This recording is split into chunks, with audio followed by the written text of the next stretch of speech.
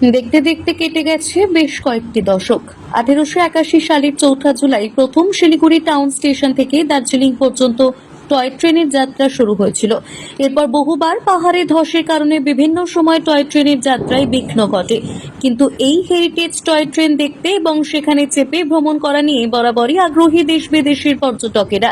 তাই দার্জিলিং পাহাড় মানেই মানুষের আগ্রহের অন্যতম কেন্দ্রবিন্দু হয়ে ওঠে এই টয় ট্রেন। এদিন প্রথমবার টয় ট্রেন দিবস পালন করা হলো সুকনা রেল স্টেশনে।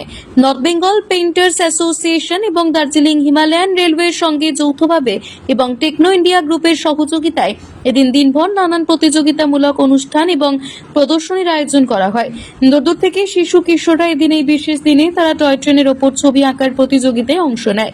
শুধু ছবি আঁকাই নয়, এদিন সুকনা স্টেশনে টয় ট্রেনের ওপর পোস্টার তৈরির প্রতিযোগিতার পাশাপাশি চিত্র প্রদর্শনীরও আয়োজন করা হয়েছিল।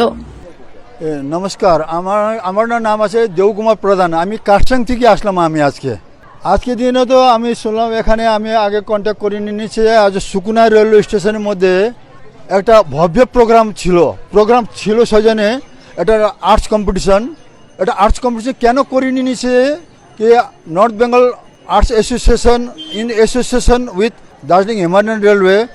আজকে দিন 4 জুলাই 1881 শিলিগুড়ি থেকে দার্জিলিং ফার্স্ট টয় ট্রেনে চালু হয়ে গেছে। সেজন্য ওই উপলক্ষের মধ্যে আজকে এখানে একটা ভব্য কার্যক্রম করে নিয়েছে।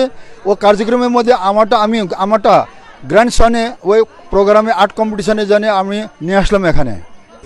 आज हम लोग टॉय ट्रेन डे सेलिब्रेट कर रहे हैं क्योंकि आज ही के दिन सिलीगुड़ी से दार्जिलिंग तक 4 जुलाई 1881 को ट्रेन गई थी। उसी में आज यहाँ पे हम लोग नॉर्थ बंगाल पेंटर एसोसिएशन के साथ मिलकर एक प्रोग्राम ऑर्गेनाइज कर रहे हैं। सुकना থেকে মোহন কর্মকারের রিপোর্ট, পাহাড়িয়া টাইমস।